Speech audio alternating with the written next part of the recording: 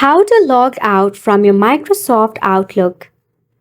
Hey everyone, welcome back to the channel, and let's get right into this quick and easy tutorial.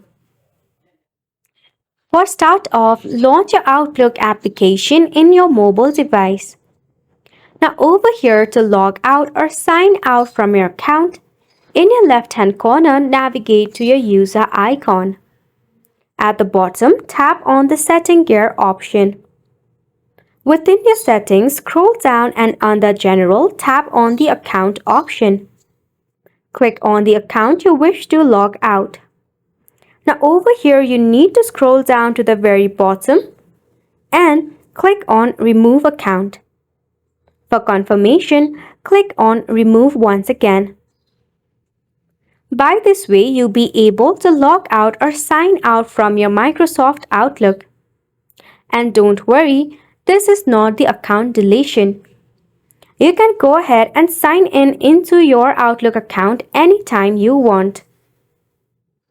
We have to do the process since there is no logout option in your Outlook, rather than to click on the Remove Account option. So by this way, you'll be able to log out of your Outlook account. And just like that, you have made it to the end of the video as well. Thank you so much for tuning in.